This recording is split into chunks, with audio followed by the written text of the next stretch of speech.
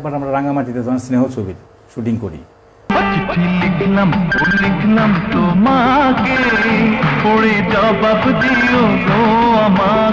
তো গাজী ভাই তো যায় নাই, অসুস্থ ছিল, তারপর পাঠালো দিলীপ দাকে, দিলীপ বিশ্বাস। দিলীপ বিশ্বাস আমার ওস্তাদ, উনি গেল। তো যাওয়ার পরে তখন দিলীপ বিশ্বাস তার পুরো গল্প জানতো না শুটিং টুটিং। তো যখন জিজ্ঞেস করতো আমাকে সিকোয়েন্সের আগে পিছিয়ে জিজ্ঞেস করতে, বাবু এই আগের সিকোয়েন্স কী ছিল, পরের সিকোয়েন্স কী ছিল, এখন বলো এটা। তো বলে তুমি শ্যুট করো, আমি আসি।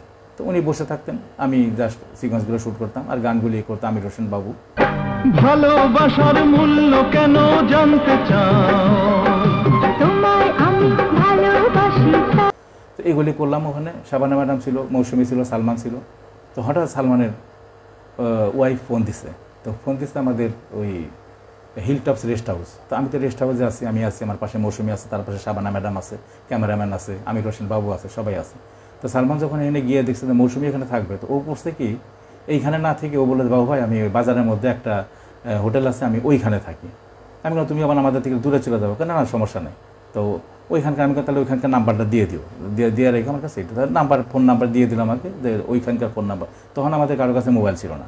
তো ফোন নাম্বার দিয়ে দিল, দিয়ে দেওয়ার পরে তো আমরা তখন ওই বাজারের মধ্যে ওই হোটেলটা।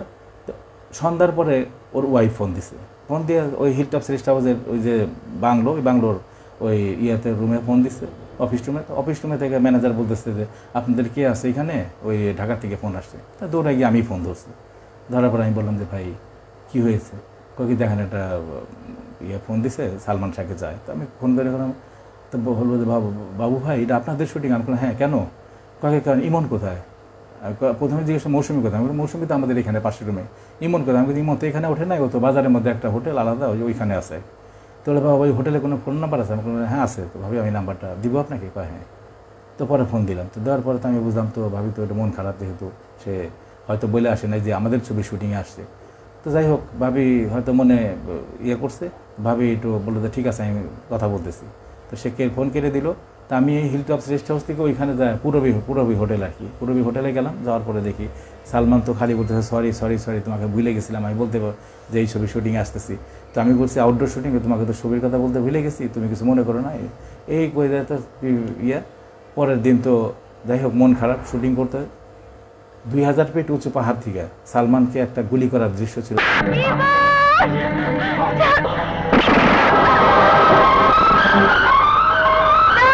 বাবুর গুলি করে মৌসুমীকে নিয়ে যাবে, সালমান গড়াইতে একদম, এটা স্নেহ ছবি গাজী ভাইয়ের।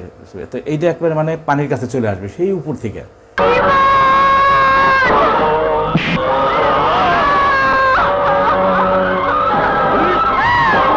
তো বাবুর গুলি করছে, এটা সালমান নিজে শর্ট দেবে। আমি বললাম ইমন তুমি শর্ট দিও না, তুমি যদি পা ভাঙা যায়, হাত ভাঙা যায়, তোমার তো শুটিং প্যাক আপ হয়ে যাবে, আর তো শুটিং কাজ হবে না। আমি যে এই রাঙামাটি বান্দরবনে আসছি এত দূরে শুটিং করতে, শুটিংয়ে প্যাক আপ হয়ে যাবে, শুটিং তো হবে না, তো তুমি কেন পাগলামি করতেছো? কয় না শুটিং বাবু ভাই আপনি কোনো কথা বলেন না, আর শর্ট আমি দেবো। কারো কথা শুনলো না, সে শর্ট দিবে। এই পরে সে ওই গড়ায় পড়াটা তার হাতের এখানে চলে গেল, পা চলে গেল।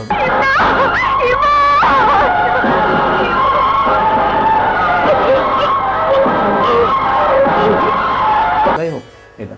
তারপরে হঠাৎ করে বিকালবেলা শুটিং শেষ করে আমার বলতে, বাবু ভাই আমি ঢাকায় যাবো। আমি এই বান্দরবন থেকে ঢাকায়, তাহলে তো আমার শুটিং ব্যাকআপ হয়ে যাবে, শাবানা ম্যাডাম ট্যাডাম কারো কোনো কাজ হবে না, মৌসুমী সব পয়সা থাকবে বেকার, তুমি ছাড়া তো কোনো কাজ নেই। তখন ও তো নাসুরবান্দা, আমি কালকে 11টার মধ্যে চলে আসবো। তারপর আমি বাধ্য হয়ে বললাম যে ঠিক আছে, আমি পাগলামি করতেছে, যেতে কিছু করার নাই। তো ছেড়ে দিলাম ওকে, ছাড়লাম আমি এই 5:30 6টার দিকে সন্ধ্যাবেলা। ও ঢাকায় পৌঁছায় গেছে রাত 11টার সময়, পৌঁছায় ফোন দিছে আমি ঢাকায় পৌঁছায় গেছি, বাবু ভাই চিন্তা করেন না। কি তাহলে ওইখান থেকে কি স্পিডে গাড়ি চালায় গেছে সে ঢাকায়, আমি তো অবাক। তারপরে পরের দিন সকালবেলা রওনা দিছে 7টা বাজে, 12টার সময় আবার ইয়েতে বান্দরবনে পৌঁছায় গেছে। পৌঁছায় পরে গাড়ি দেখে বুঝলাম যে চলে আসছে, পরে শুটিং করলো। এইভাবে কাজ করা হতো, এইভাবে ওর সাথে স্মৃতিগুলি খুব পাগলামি, মানে কি বলবো আর। সে ছবিটা তো আর হইল না, সালমান শাহ মারা গেল, মারা যাওয়ার পরে তার ওই ছবিটা হয় নাই।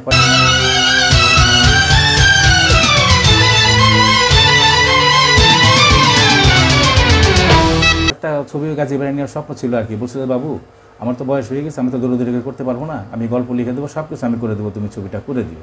তো যাই হোক, সেই আমার আশাও পূরণ হলো না। গাজী ভাইয়েরও সেই স্বপ্নটা যে বাবুকে দিয়ে আমি একটা ছবি করাবো, তা তো আর হইল না।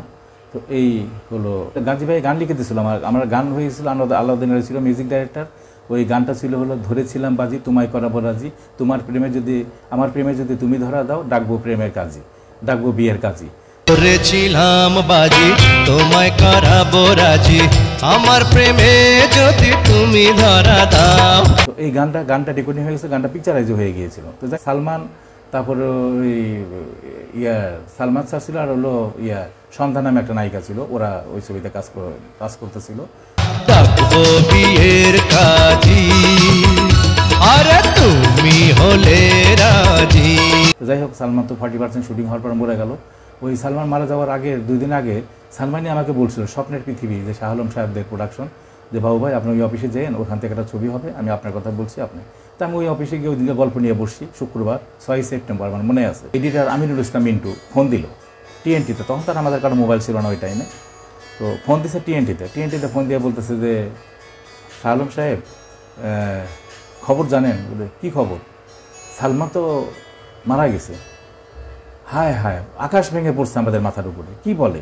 সালমানকে নিয়ে ছবি বানাবো দেখে গল্প নিয়ে বসছি, এখানে গল্প লেখা শুরু হয়ে গেছে অলরেডি, এটা কি বলে সালমান মারা গেছে? তো এই যে মনে কষ্ট আমার, যে আমি সালমানকে নিয়ে আমার দ্বিতীয় ছবিটা, প্রথম ছবিটার মধ্যে তখন কাজ অনেক দূরে গিয়ে গিয়েছে, সেকেন্ড ছবিটা আরম্ভ করব, 2টা ছবি হবে, আর একটা ছবির কথাবার্তা সালমান বলছে, আরেকটা পার্টি আমি বাবু ভাইকে, আমাকে খুব পছন্দ করতো সালমানের বউ, সবাই ওদের বাসায়।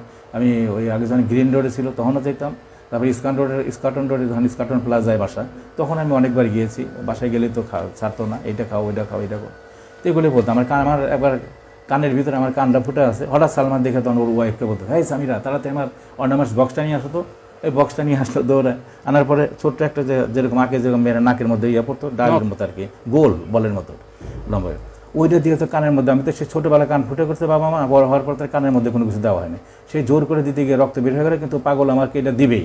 তো যাই হোক, সেটা কানের মধ্যে দেওয়ার পরে তো আমার কান দিয়ে রক্তই বের হয়ে গেল। তো ওইভাবে বাবা এটা থাকবে, এটা কিন্তু খুললাম না। তাই আমি বাসায় আসার পর আমার বউ বলতেছে, তুমি এটা কই থেকে লাগে কী ব্যাপার, তোমার কি হিরো হওয়ার শখ নাই? আমাকে হিরো হওয়ার শখ না, সালমান লাগাই দিয়েছেন, কী করবো?